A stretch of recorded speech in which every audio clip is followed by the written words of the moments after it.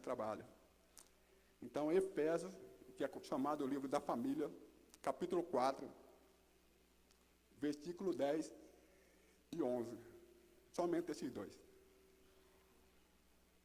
Assim diz, na minha versão: aquele que desceu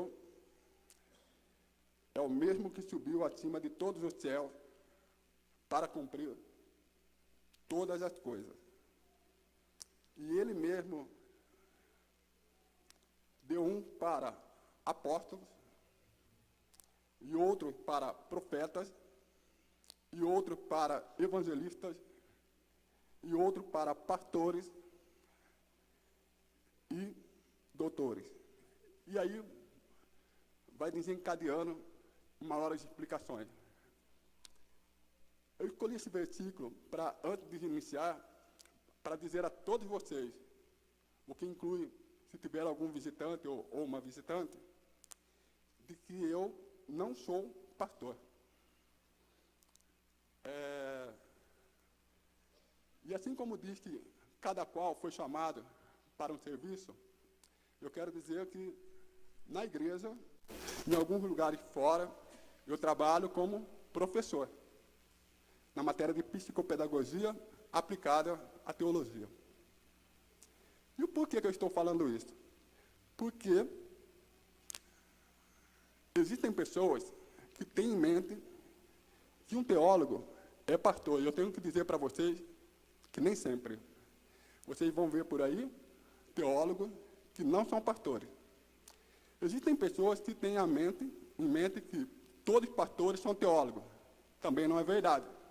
Você vai encontrar ótimos pastores que têm noção de teologia, mas não fez o curso de teologia e faz o seu trabalho muito bem. Outra coisa importante para ressaltar: nem sempre aquele que é bom para pregar, ele é bom para ser pastor.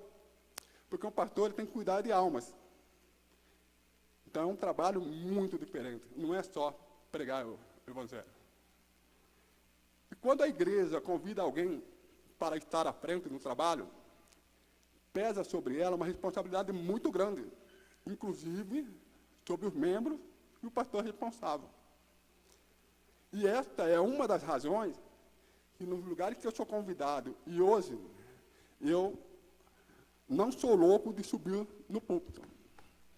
Apesar de eu aprender que o teólogo é o homem que recebe a voz de Deus e transmite para o povo, o que a gente aprende na faculdade, se você estudar a fundo, a responsabilidade de você estar em cima do púlpito é muito grande.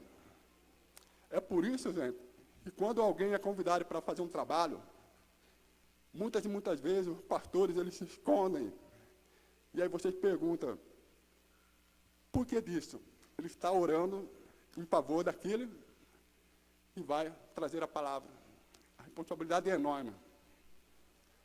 E, diante dessa questão, eu quero dizer para vocês o seguinte: muitas e muitas vezes, para você fazer um trabalho desta envergadura, seja aqui embaixo ou em cima do púlpito, você tem que reconhecer que, apesar de tudo aquilo que você aprendeu, que há pessoas que você não chega na canela. Meu pai usava o seguinte termo: você ainda não chegou na minha canela. Ou seja, tem gente que acha que ser versado em algumas palavras já está apto para falar do Evangelho.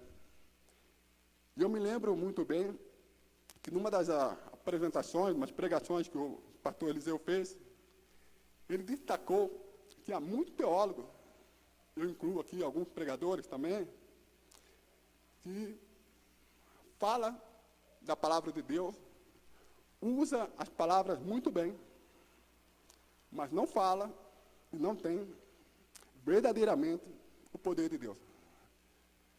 Naquele dia eu tomei uma seguinte decisão: que eu iria escrever um livro, não importasse quanto tempo demorasse, que iria se chamar Poder de Deus em Nossas Vidas. E cada vez que o tempo passa, eu diria a vocês que ao invés de eu me alegrar, eu me entristeço diante de certas coisas que acontecem dentro da esfera teológica. Eu deveria ficar contente. Mas existem algumas coisas que me fazem entristecer. Quer ver um exemplo? Existem pessoas que têm em mente que todos os teólogos são cristãos. Isso também não é verdade. Existe uma universidade evangélica na nossa região, cujo professor é ateu. A faculdade é uma instituição evangélica. E o professor de teologia, para quem vai se tornar um advogado, e outras, engenharia e tudo mais, ele é ateu. E se você não estiver embasado, firme, aqui, ele te convence, você aos poucos, a se afastar de Deus. Recentemente, um pregador, ele disse o seguinte, que um filho, ele estava querendo ver o avião. Quando ele viu de longe, era pequeno. Quando ele viu no aeroporto, era enorme. E é o que acontece conosco quando nós afastamos de Deus. Deus, ele fica pequeno em nossas vidas. E essas pessoas, quando elas são ateias, elas têm argumentos muito fortes que podem fazer com que muitas pessoas tenham dúvida, e nessa dúvida é a hora que o inimigo entra. Existem muitas outras coisas que eu aprendi nesse meio, que invoca para a vergonha, invoca para a responsabilidade, mas em nenhum momento eu escolhi fugir dessa responsabilidade. E hoje eu trago para vocês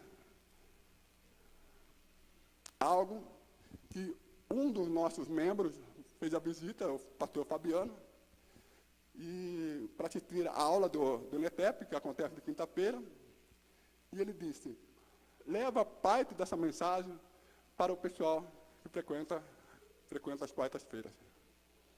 Eu vou pedir uma gentileza, o pessoal da equipe técnica, tem como apagar essas luzes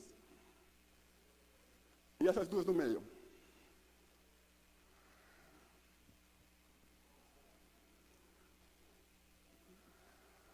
Rufino.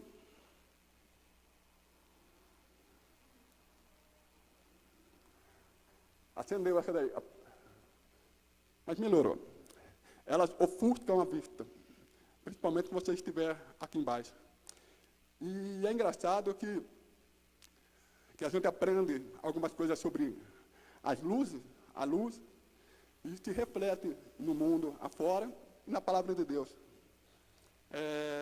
Vocês notaram que como é interessante eventos cujas pessoas estão trabalhando com lanterna, aqueles que estão prestes a praticar um roubo, riscar um carro, eles se afastam. Isso faz entender que onde há luz, as trevas batem retirada. No caso específico aqui, as luzes batendo nos seus olhos, ofusca a visão de ver vocês. E é muito gratificante quando você traz uma mensagem, olhar nos olhos de cada um. É lógico que não dá para ficar de modo fixado, mas você percorreu, porque você percebe a reação das pessoas. Então, para o trabalho de hoje, usando aqui esse púlpito improvisado, eu vou trabalhar com uma caixa. Vou pedir uma licencinha para você. Segura o microfone, irmão.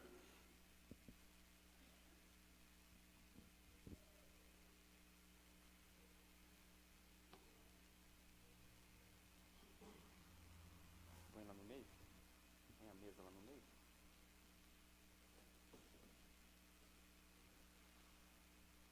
Vai colocar a mesa lá?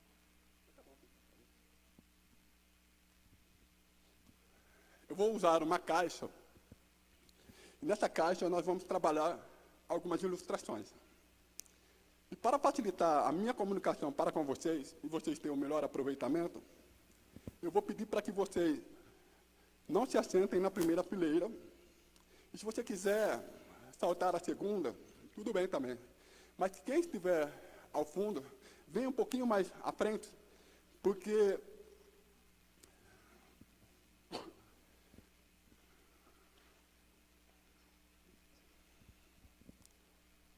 eu prometo para vocês que eu não vou fazer ninguém pagar mico aqui, coisa de, vem aqui na frente que você vai fazer isso, nada disso. É só para facilitar o trabalho. Nós temos, a igreja não está lotada, nós temos um número bom de pessoas, mas fica difícil de trabalhar uma certa distância. E hoje a Raquel fez um trabalho fantástico em favor. Vocês perceberam, eu estou com um aparelho auditivo.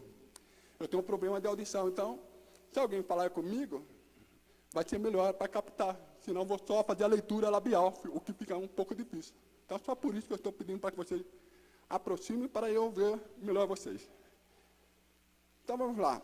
Por que trabalhar a caixinha? Porque a caixinha ela tem algumas coisas que, se falha a questão eletrônica, o computador, o data show e tudo mais, aqui não vai falhar. Percebe?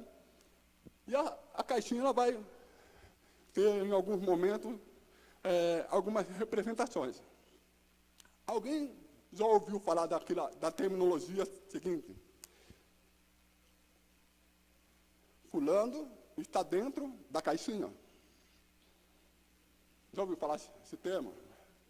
Ou esse termo assim, Cicrana está na zona de conforto. Um lugar confortável.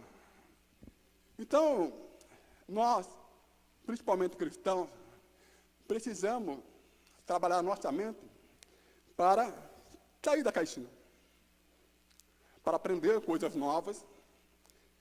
Só que eu quero dar uma dica para vocês. Você não pode ficar fora da caixinha por muito tempo. Você tem que sair da caixinha para aprender, desenvolver conhecimento, contactar pessoas, mas você tem que voltar para a sua caixinha. O que seria essa caixinha? A sua casa, a sua igreja, a sua família e tudo mais.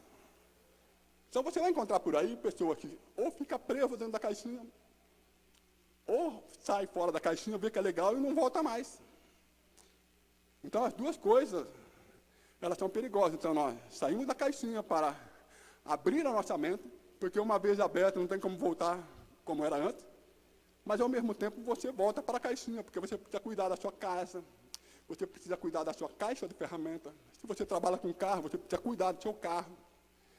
Se você depende de uma boa saúde, você precisa trabalhar a sua saúde. Se você depende da voz, você vai ter que fazer a educação com ela. Então, alguma coisa você vai ter que fazer em favor da sua caixinha.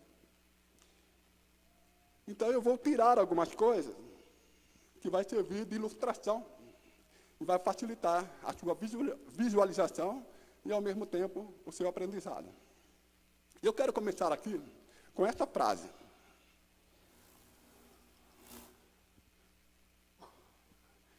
Em algum momento da sua vida, você precisa olhar as desvantagens que você tem, que está com essa aqui, ó, eu separei, e transformar em pelo menos 10 vantagens.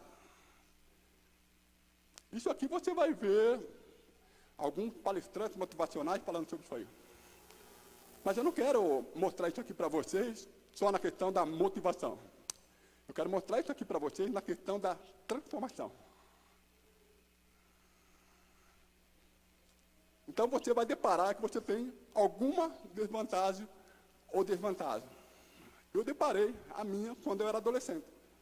E aí a pergunta é, como transformar essas desvantagens em 10 vantagens?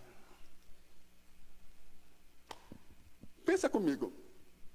Nós estamos falando de uma pessoa que quando andava, batia um joelho no outro, andava curvado,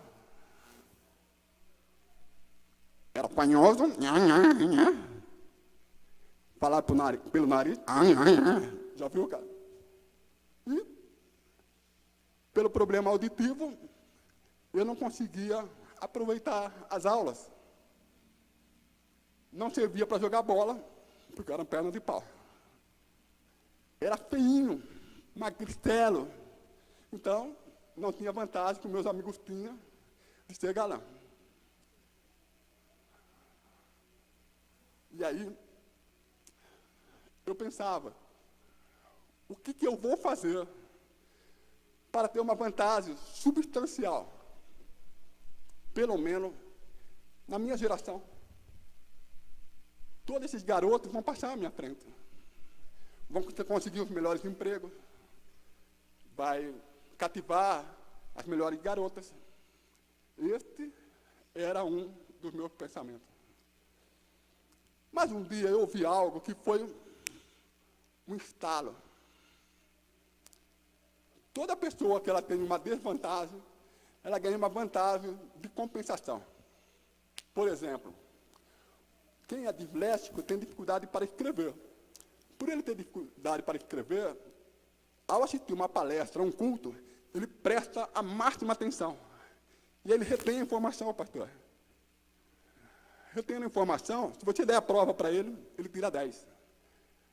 Ele não precisa estudar muito como as pessoas normais.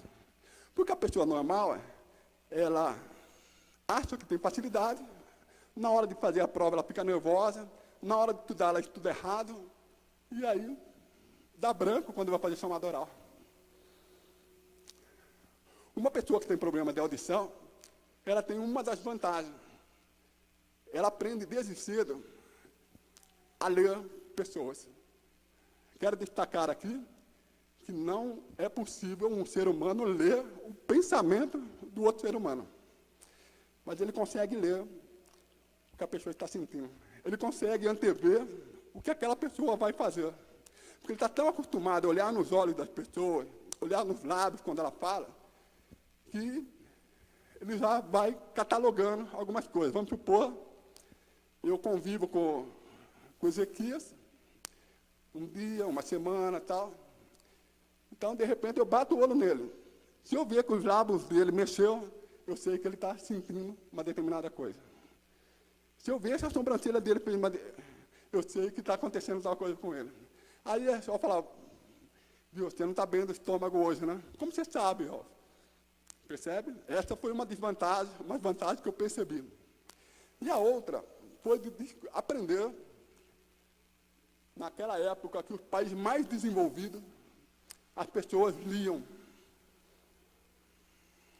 Então, eu vi que no Brasil, a maioria das pessoas não lêem um livro por ano. Aí eu li que outros países liam 5, 10, 15, 20 livros por ano. Naquele momento, sendo adolescente, eu pensei comigo, está aí uma vantagem que vai fazer com que, quando eu for adulto, valha a pena.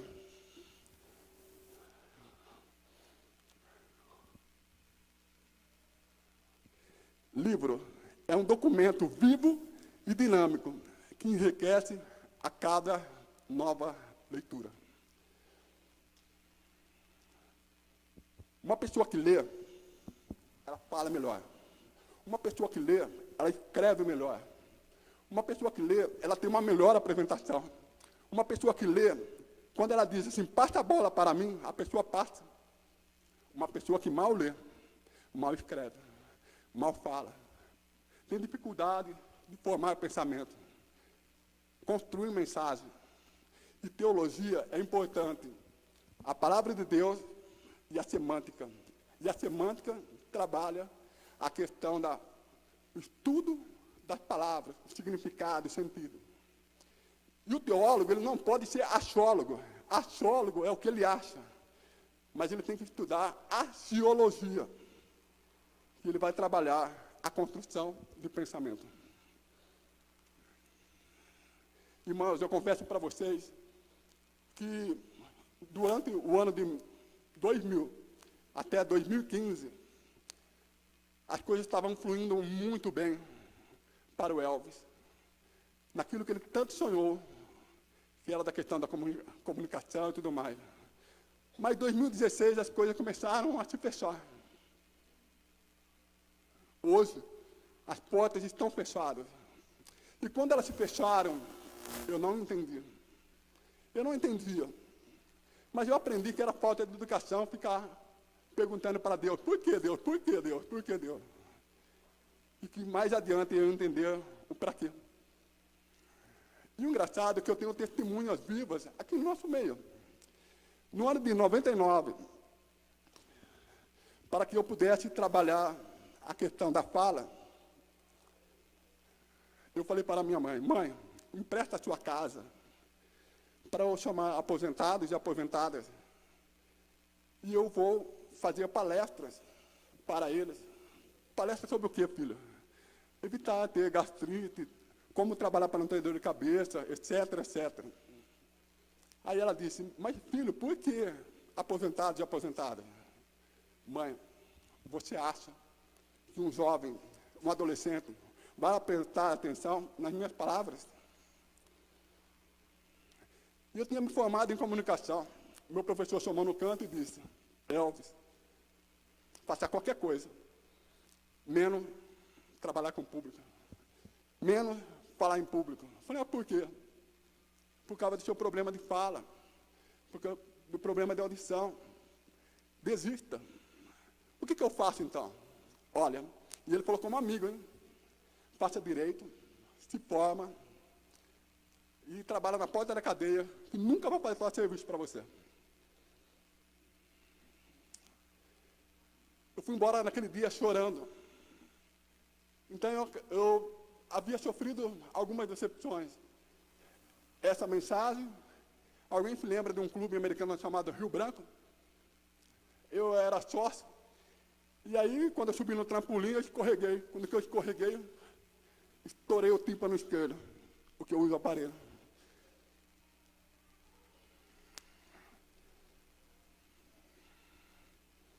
Naquela ocasião, eu perguntei por quê. Mas por quê? Mas eu fui percebendo que essas desvantagens, de uma forma demorada, ela iria se tornar uma vantagem lá na frente. E aí uma das pessoas que estava ali na cozinha da casa da minha mãe, nesse trabalho,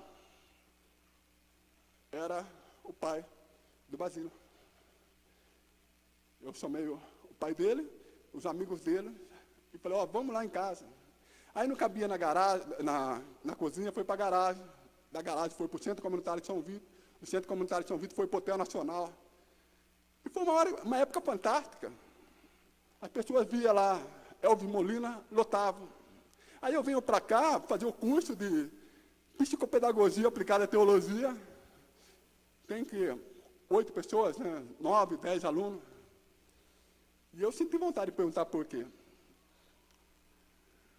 Mas eu entendia que um dia eu iria saber o para quê disso tudo. Então, quando eu já disse para vocês, não sou pastor, sou apenas um professor, eu quero dizer uma coisa para vocês. Domingo recente, eu fui batizado. É difícil você encontrar alguém que se batiza no domingo e na próxima quarta é convidado para pregar. Correto? Muito raro. Mas no que diz respeito a falar, é uma experiência já antiga. As portas fecharam na questão corporativa? Sim. Já me perguntei se um dia eu teria a vida que eu tinha antes? Sim. Mas sabe qual foi a resposta? Eu não vou ter a vida que eu tinha antes. Eu vou ter melhor. Muito melhor. Sabe por quê? Porque se um de vocês sair lá fora e você encontrar alguém que disser assim, viu, lá na sua igreja tem um rapaz, um homem chamado Elvis, ele está, que eu conheço ele está sempre nos lugares da sociedade, você vai poder dizer com todas as letras, não mais. A preocupação dele é só a coluna social, não mais.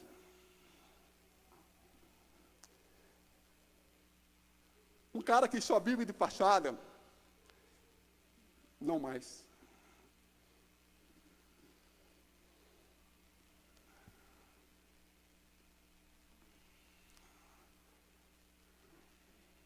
Você vai ouvir assim, viu? Ele tem pendência aqui comigo. Você pode falar com todas as letras, mas ele vai acertar contigo. Muitos têm aquela ideia de que uma vez você aceitou a Cristo, você se batizou, você está reestruturando, você pede perdão para Deus e o passado fica para trás. Eu quero dizer que é assim, porque Deus esquece do que ficou para trás, mas você sofre as consequências do que você fez lá atrás, e você tem que ser homem e mulher de aceitar a ponteira.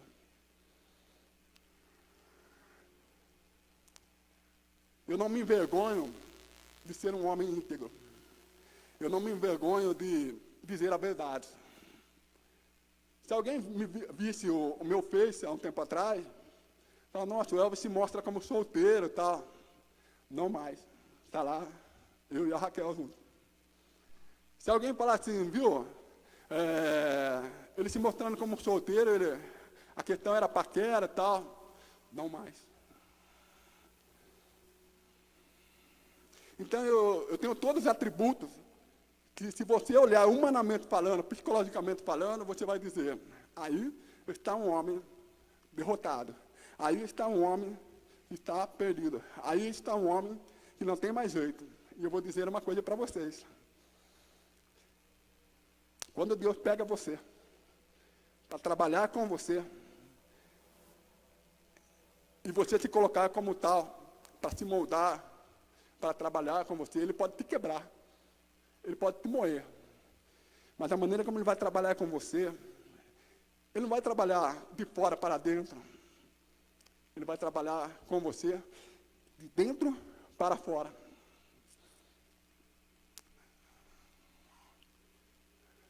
Se alguém disser para você assim, viu, o camarada comprava coisa fiada e deixava a coisa em aberto, demorava para acertar, ou não pagou, tá? Tem coisa para trás, como eu disse, você está. E eu posso destacar pessoalmente aqui, sem vergonha nenhuma. Esse camarada aqui, quando eu vi ele no batismo, eu falei assim, meu Deus, será que um dia eu vejo ele outra vez? Eu tenho uma pendência com ele. Talvez ele tenha até esquecido. Talvez ele até deixa para lá. Mas eu sei que quando na Avenida Pascoal Edito tinha uma lanchonete chamada Big Ben, toda semana eu ia lá, almoçava, comia uma pizza e tal, marcava, pagava. E aí quando ele estava prestes a ir embora, ele levou minha conta. Mas eu não paguei ele. E assim como tem ele, existe outro que eu vou procurar pessoalmente.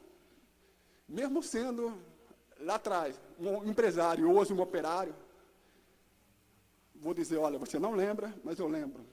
Eu vou acertar contigo.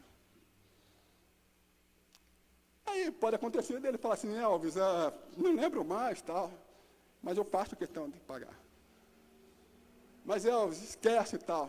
Meu amigo, eu posso até esquecer, ficar tranquilo no meu coração, mas algo eu vou fazer em seu favor. É o mínimo que eu posso fazer por você. Nem o nome dele eu sei mais. Mas está aqui, uma prova viva. Então, eu não me envergonho de ser um homem, de falar a verdade. Porque eu aprendi que, por mais que seja difícil, a verdade te liberta. E por essa razão, enquanto não for o meu momento, eu não vou ser bobo de pôr os pés aqui. Não, nem aqui, nem em outro lugar. Quando chegar a minha hora, sim. Tudo que eu vou fazer, apesar de algumas pessoas achar que é piegas, isso, eu sempre procuro pelo pastor Eliseu. Pastor Eliseu, está acontecendo tal coisa. E aí eu recebo a orientação. E eu procuro seguir. Se for para mim não seguir, eu não fico aqui. Mas se eu quero ficar aqui, então eu sigo. Então, são detalhes que eu percebo que as pessoas não valorizam mais. A questão da hierarquia. A questão de você dever respeito a seu líder. Eu aprendi que se você não levar a sério como liderado, você vai ser um péssimo líder. Mas se você for um ótimo liderado, você vai ser um ótimo líder. Eu aprendi que se você, na qualidade de discípulo, pode ser até difícil para você aprender. O dia que você encher e fala assim, eu sei tudo, eu não tenho mais o que aprender, um dia você cai do cavalo. Você pode fazer qualquer curso. Você pode fazer a escola de paz que está tendo aqui, você pode fazer o batismo com Josué, qualquer outro. Você bater no peito e falar assim, eu não tenho mais o que aprender, você corre o risco de cair do cavalo. Vou dizer uma coisa para vocês. Sabe quanto tempo eu gasto para preparar uma aula de 1 hora? 11 horas. E acho pouco. Sabe por que eu acho pouco? Porque se você pensa assim, vão respeitar você. Mas eu não acho certo uma pessoa falar assim, vou trazer a mensagem, mas eu vou ver o que a Bíblia fala, o que a Bíblia revela. Eu acredito que você vai fazer algo para Deus, você deve fazer com esmero, com capricho, porque é para Ele. E sabe o que acontece? As palavras que saem de suas bocas, ela não tem somente a conotação de oratória, não. Ela tem uma conotação de trabalhar dentro de nós. Talvez vocês não saibam de uma estatística que eu vou dizer. Americana, Unimed, Clínica São Lucas, que agora está em parceria com o IMA, que é o Hospital São Francisco, Hospital Municipal e tantos outros. Mais da metade das pessoas estão com doenças chamadas doenças psicossomáticas. E elas estão recebendo tratamento como doença física. Talvez pode ser você, talvez pode ser alguém da sua família. E sabe o que é triste? Não vai sarar, pastor. Vai piorar. Porque o problema é aqui, ó. É dentro do ser. É a alma. É a emoção. Está machucada. Está destruída. Vocês não fazem ideia. Dentro da igreja a gente vê pessoas com problema de autoestima. Dentro da igreja a gente vê pessoas se achando feias. Dentro da igreja a gente vê pessoas se achando gordas, magras demais. Dentro da igreja nós vemos pessoas se achando incapazes. E dentro da igreja a gente fica sabendo de pessoas que se suicidaram. Mas não porque não quer viver, e sim porque dói. Elas querem ter a vida achando que não vai ter a dor. Então eu quero tirar algumas coisas da caixinha para conversar com vocês. Para quem não sabe, o trabalho de quinta-feira chama NETEP, Núcleo de Ensino de Teologia e Psicopedagogia. A proposta é que eu converse com vocês a respeito de psicologia e com a teologia. Por quê? Para nós nos tornarmos instrumentos de milagre. Detalhe, primeiramente para a sua vida e depois para a vida das outras pessoas. Qual o problema disso, Elvis? O problema é que às vezes a pessoa ela não está equipada, pastor, para trabalhar ela mesma e quer trabalhar com os outros. Não. Você precisa trabalhar você primeiro. Então, tudo que for falado aqui, eu quero que você pegue para você. Trabalhando você, aí você fala, não, eu vou compartilhar com meu irmão, minha irmã, seja lá quem for.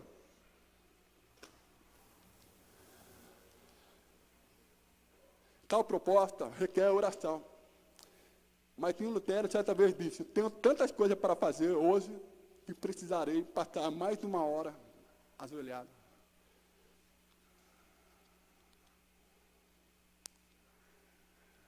É estranho isso.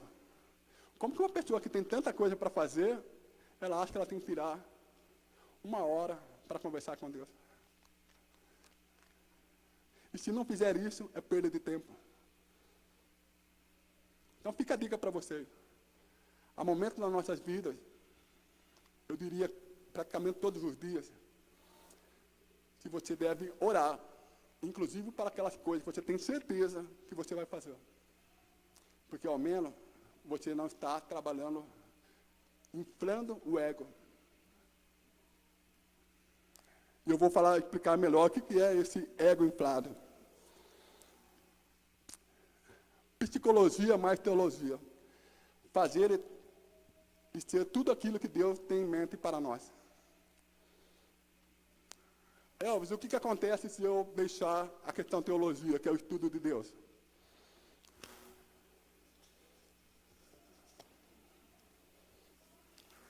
É o que você vai ver por aí.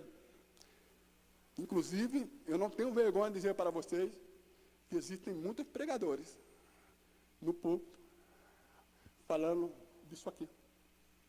Olha só, se você tirar Deus, é autoajuda.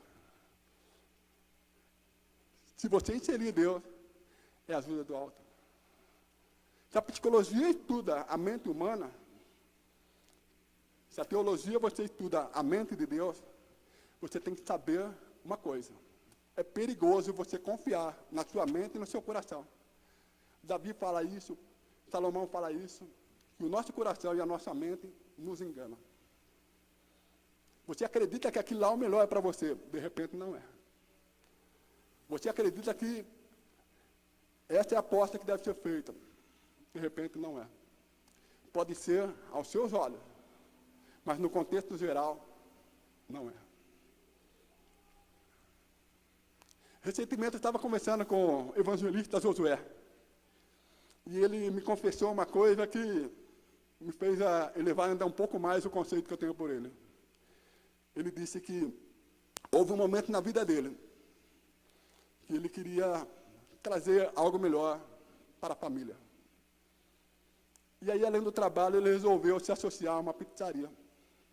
Aí ele trabalhava durante o dia, trabalhava à noite. Chegava à tarde, acordava cedo, e assim por diante.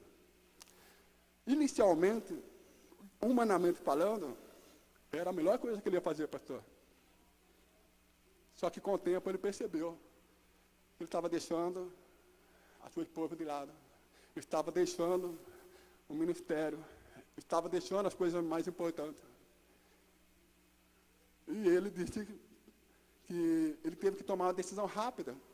Porque se ele continuasse naquele caminho, as coisas que aparentemente eram boas, segundo a sua mente e seu coração, lá na frente ia comprometer ele de uma forma que talvez não seria reparável. Deixou de ganhar? Sim. Teve algum prejuízo? Talvez. Não sei. Mas recentemente veio uma pimpolha para ele. Tenho certeza que para ele é gostoso acordar de madrugada para pegar a filha chorando. Recentemente voltou a trabalhar com a questão de discipulado. A razão de eu estar aqui, porque eu fui batizado domingo. Eu quero que vocês saibam de uma coisa.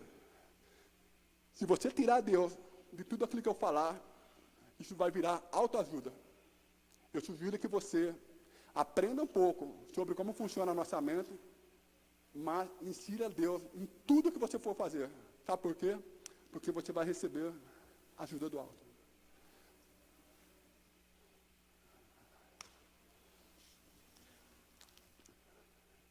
Entender o ser humano, mas entender a Deus. O mundo trabalha de fora para dentro. Se alguém depois quiser fotografar, eu deixo. Eu faço o melhor para você. Eu jogo no chão se for o caso. Eu deixo no chão, ou eu deixo aqui no púlpito, e aí você fotografa. Então está aqui, ó. O mundo trabalha de fora para dentro. Deus trabalha de dentro para fora. O mundo tira as pessoas da miséria.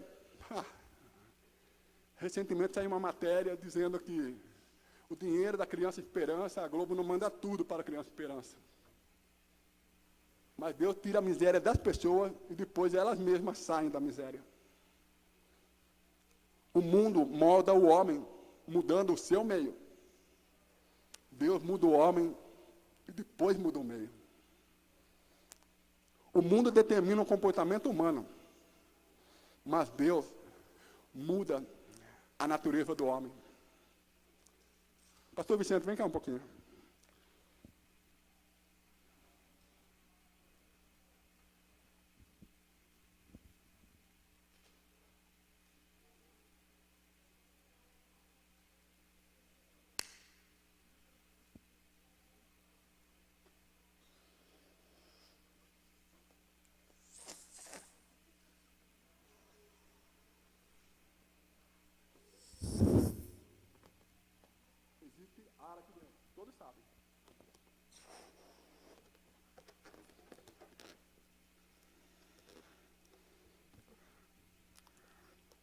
Aqui é a nossa mente, o nosso ser, a nossa vida.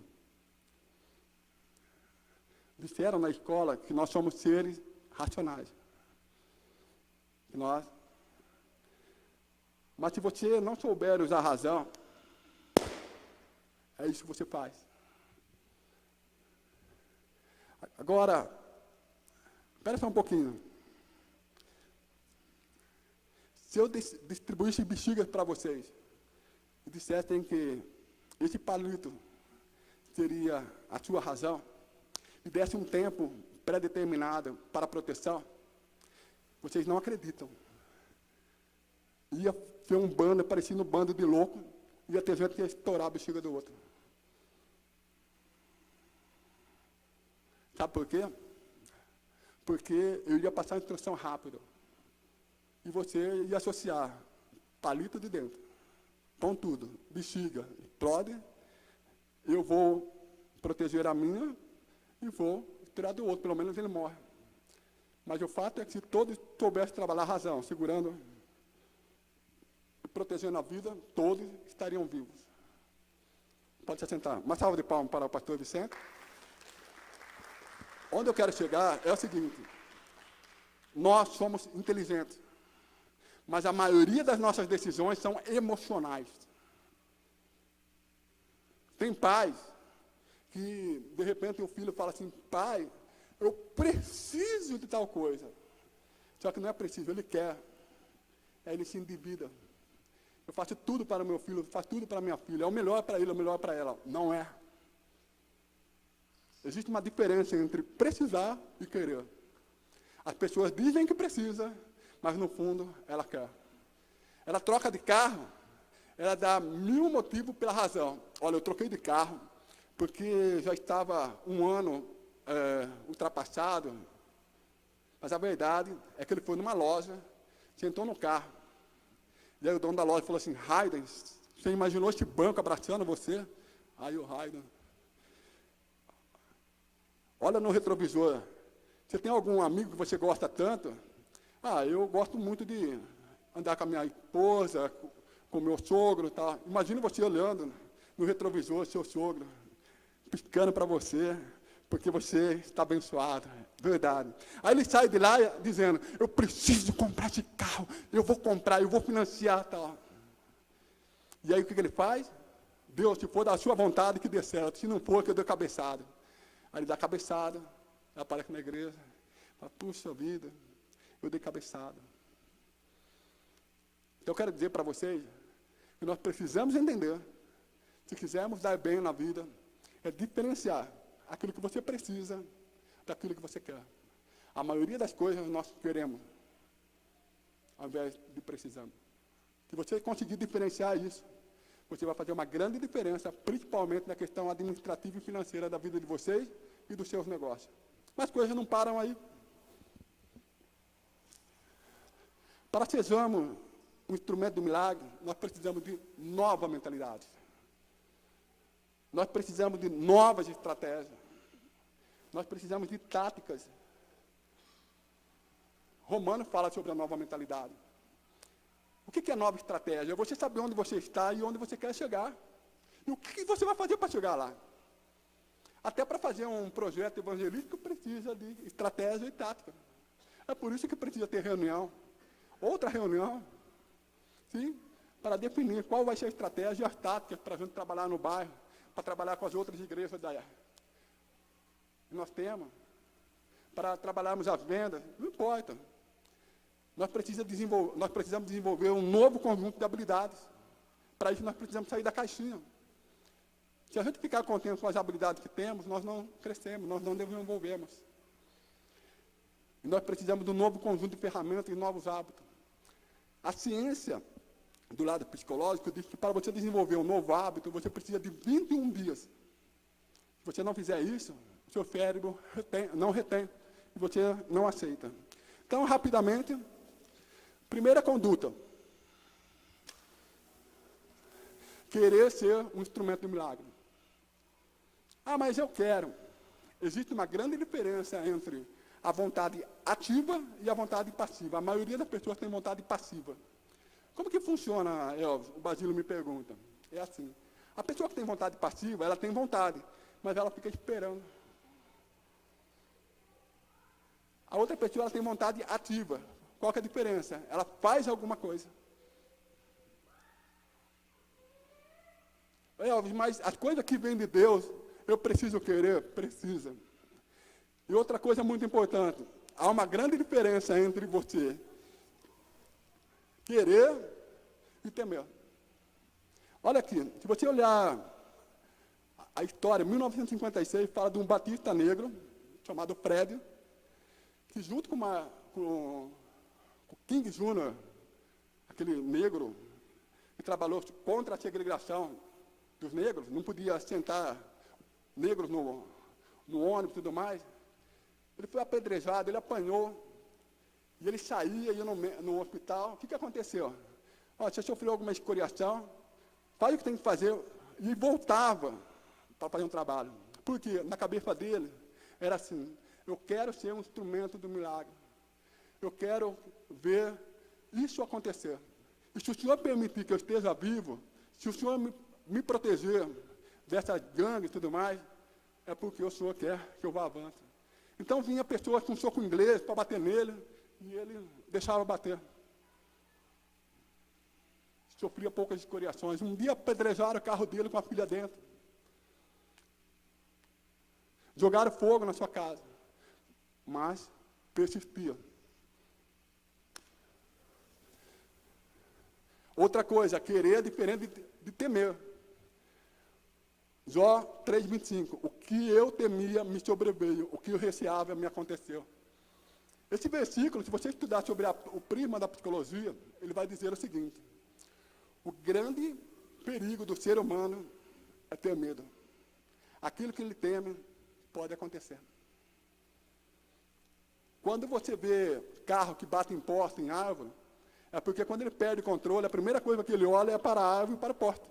Se ele olhar para a rua, ele volta para a rua. Então tem pessoas que elas não sabem o que querem na vida, mas elas sabem o que elas não querem. E aí a vida dela não vai bem. Aí, pastor Vicente, o que você quer da sua vida?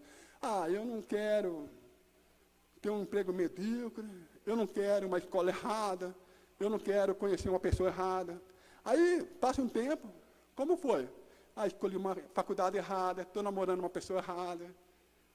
Entendeu? Então, o temor sobre o prisma da psicologia faz atrair aquilo que é ruim para você. Espiritualmente falando, nós temos que ter fé. E o medo mata a fé. O medo gera ansiedade. Se você quiser conhecer mais, é só ler Mateus. Fala bastante a respeito disso. Segunda conduta. Sentir-se um instrumento de milagre. Tem gente que quer, mas não se sente capaz. Limita o poder de Deus na vida dela, do Espírito Santo na vida dela. Não, pastor, não vou não, porque eu não vou conseguir. Muito difícil. Você acha que Deus vai fazer um trabalho através da minha vida? Eu não vou para o Nordeste, não. Não vou participar desse evento. Então, além de você querer, você tem que sentir. Você tem que gravar alguns versículos que dá certeza que Deus estará com você. Independente do que aconteça. Alguém já viu o versículo sobre o grão de mostarda? É uma fé tão pequenininha. Terceira conduta. Ser grato holisticamente. Ser grato já é uma grande coisa. O que é holisticamente? Holístico significa totalidade. Você vai ouvir muitos palestrantes, pregadores, falando que é importante ter foco. Inclusive, curso de coach que está tendo por aí, né, pastor? Convidando pregadores para assistir, fala assim, você tem que passar para a igreja, que você tem que ter foco. E aí você pega o material de Augusto Cury, um brasileiro, e ele diz, ainda que seja de Goleman, de Harvard, ele diz, você não pode ter foco. Você não deve ser focal, você deve ser multifocal. Quando você aprende a agradecer na sua totalidade, mesmo que sejam coisas pequenas, você vai ver coisas grandiosas acontecer na sua vida. Alguém me traz um copo de água. E eu digo, obrigado pelo copo de água. Quando ela fizer um suco, ela vai oferecer para mim. Mas se eu achar que o copo de água que ela me serviu não foi mais do que obrigação, a mente dela vai dizer, esse cara é mala, xarope. O dia que eu fizer um suco, eu não vou servir a ele. Quando você agradece a sua mãe pela macarronada que ela fez, e fala assim, mãe, está uma delícia, e pula no cangote dela, dá um beijo, ela vai fazer mais vezes. Mas quando a sua mãe prepara uma bela de uma macarronada, e ela pergunta, filho, gostou? E você faz assim, ela não sabe se você gostou ou não. E nós fazemos isso com Deus. Deus todos os dias pergunta para você, e aí, gostou do que eu fiz? Deus, Ele é um ser. E nós desprezamos aquilo que nós deveríamos acreditar que podemos fazer em favor dEle, e desprezamos o que Ele faz por nós. Mas até nas pequenas coisas, sim. Porque grandes coisas são feitas de diversas coisas pequenas.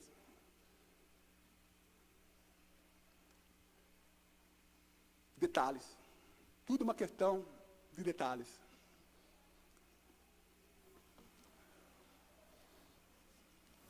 Quarta e penúltima. Assumir o papel de mordomo. O que é mordomo? Administrador. Nós, evangélicos, sofremos porque não pedimos para Deus desenvolver o lado da administração. Sofremos e muito. Achamos que podemos fazer de qualquer jeito. E Deus, Ele quer que você administre muito bem o que você tem, o talento que Ele te deu e o dom. Administrando bem as coisas que Ele dá a você, as coisas fluem. Tratando com relaxo, as coisas desandam. Se você estudar sobre o rei Salomão, ele fala que existem pessoas negligentes e pessoas diligentes. Fazendo uma comparação aqui. O negligente seria o homem que faz a porta e cobra R$30 para sentar. O diligente é o homem que faz a porta e cobra 3.000. A Bíblia diz que o profissional diligente será chamado até pelos reis para fazer o serviço. Sabe por quê? Porque essa porta de 3.000 não é uma porta qualquer. Ele talha a porta e coloca o brasão da família do rei. O negligente, ele só vai lá e assenta a porta. Não tira as farpas, felpas, como alguns chamam. Deixa áspero, está pronto. E deixa a sujeira no chão. O diligente, ele limpa. Ele leva dias para fazer. Isso aqui nós precisamos trabalhar bastante. Eu diria para vocês que 75% dos problemas que eu tenho, trabalhando essa questão da mordomia, Deus vai fazer um grande milagre na minha vida e na vida da Raquel e das pessoas que estão ao meu redor. Vocês querem ver um problema grande que nós temos de administração? Dizem por aí que você consegue administrar o tempo. Mentira. Não conseguimos administrar o tempo. Como conseguimos, sim, administrar o nosso papel dentro do tempo. Como a maioria das pessoas não sabe o que elas são, quem elas são e o que elas querem fazer, elas atropelam os papéis dela. Você tem que saber a hora que você é um aluno, a hora que você é pai, a hora que você é filho. E as pessoas misturam tudo, não administram. E aí a vida desanda.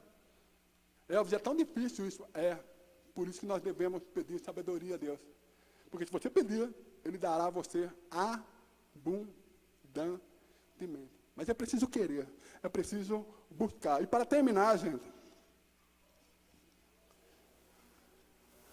1 Pedro fala a respeito de exercer o dom recebido e de administrar fielmente. Se vocês quiserem conferir, está lá. Quinta e última conduta. Conexão social e espiritual edificante. Sabe aquela frase, me diga com quem tu andas, e eu lhe direi quem tu és? É uma grande verdade. Provérbios 27, 17 diz, assim como o ferro afia o ferro, eu não sabia que ferro afiava ferro. Aí eu vi lá na empresa uma revisora juntando uma tesoura a outra. Eu falei, o que você está fazendo? Estou afiando. Ela estava afiando. Assim como o ferro afia o ferro, o homem afia o seu companheiro. Então, as pessoas que você anda, vai afiar o seu comportamento. Se você andar com Zé Mané, você vai aprender coisas de Zé Mané. Eu não estou desprezando quem é Zé Mané. Mas eu estou dizendo, se você quer ser alguém para cima, você tem que buscar pessoas para cima e puxar o Zé Mané um pouquinho mais para cima. É essa a questão. Então, existem eventos na igreja. Participe. Vai ter um almoço, vai lá. Por quê? Para você juntar com pessoas para te edificar. Mas nós preferimos participar dos eventos do mundo. Eu não estou dizendo que todos os eventos você não foi, que eu era do mundo. Não, não é isso. Mas eu estou dizendo que às vezes nós falhamos nesse sentido. Qual a cidade mesmo que acontece muito isso aí, Raquel? São José? Americana, não acontece. Americana não acontece. Santa Bárbara também não. E eu encerro agora com 1 Crônicas 4:9, depois eu vou passar a 10. Foi Jabe mais ilustre que seu irmão. Segura um pouquinho aqui, ó, pastor Vicente. Agora a Raquel.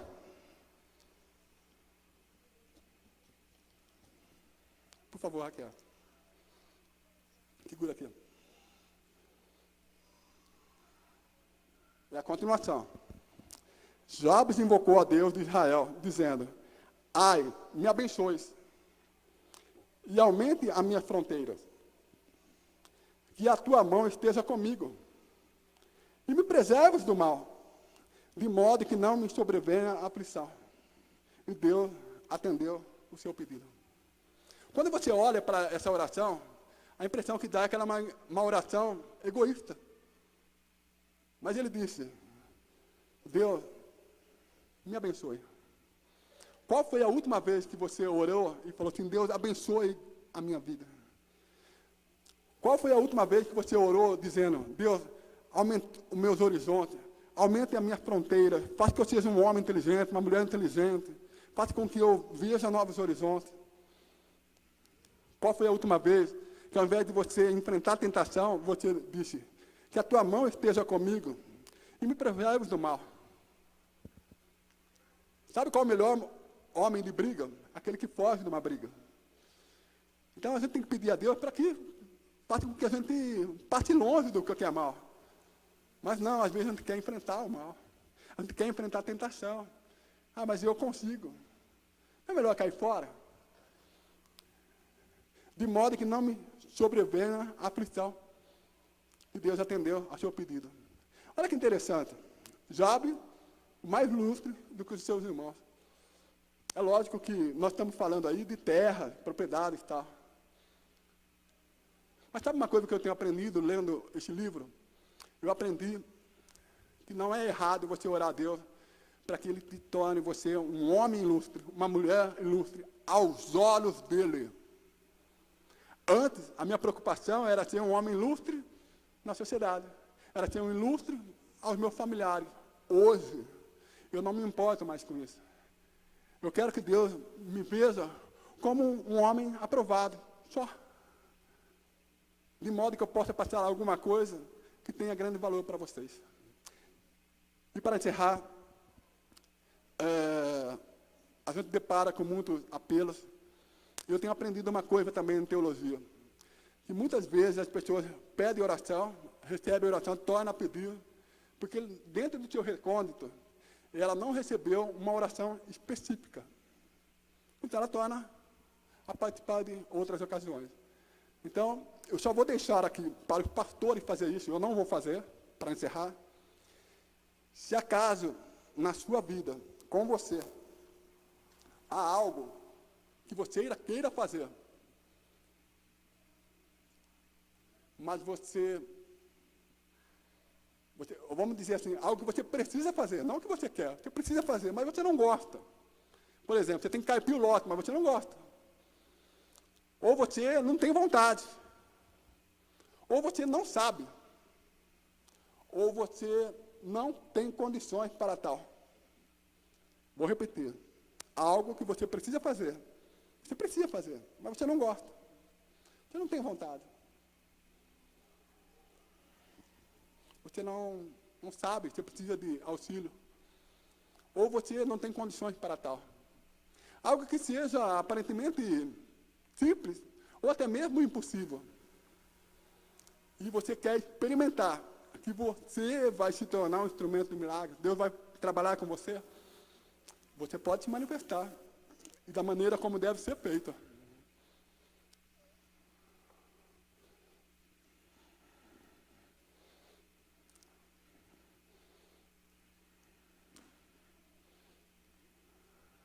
Não de mim, mas do pastor. Eu vou fazer uma oração simples, ele vai fazer por você, para que você receba esse presente do alto céu. Saiba que no céu há muitos presentes para você. Bênçãos, premissas, promessas. E às vezes, nós não recebemos porque não pedimos direito. Ou não estamos preparados, capacitados para receber. Então você, nas suas orações, nada é errado você falar assim, Deus, me prepare, me capacite para poder receber todos os presentes que o Senhor tem para mim. Há presentes reservados no céu. Se for o seu caso de querer receber essa oração, você pode se manifestar e aí eu vou entregar o microfone, né, para fazer um encerramento. Há algum caso assim? Eu preciso fazer alguma coisa, eu não precisa falar o que é. Eu preciso fazer algo, mas eu não sei. Eu não tenho vontade. Eu não gosto. E eu não tenho condições. Mas eu quero experimentar Deus fazendo de mim, da minha pessoa, um instrumento de milagre, para começar na minha própria vida, essa ação que eu ainda não tenho. Dê um sinal com a sua mão, e aí você vai receber essa oração especial.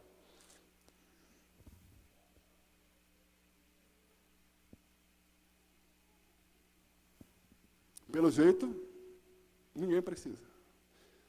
Mas, se for o seu caso, de não ter vindo aqui à frente, e quiser procurar pessoalmente, você pode também. Não hoje, deixa o pastor ir embora, mas um outro dia, fala, pastor, eu quero receber uma oração sim. Eu estou vivenciando uma situação que eu preciso, eu devo fazer, mas eu tenho medo. Eu não sinto vontade, eu não sei, e eu não tenho condições. Mas eu sei que tem que partir de mim. É eu que tenho que fazer. Aí você procura para que ele faça. Okay? Termino esse trabalho, devolvendo o microfone para tu. Excedendo um pouquinho o horário, mas finalizando. Amém. Deus abençoe. Você pode aplaudir o Senhor nessa noite, querido? Amém. Eu sei que esse trabalho não pode ser feito num dia só. Então, se você quiser aprender mais, tem oportunidade de estar aqui nas quintas-feiras. O irmão está trazendo alguns ensinamentos muito importantes para nós, que associados à palavra de Deus, nós vamos conseguir vitórias e grandes. Nós vamos louvar o Senhor com as nossas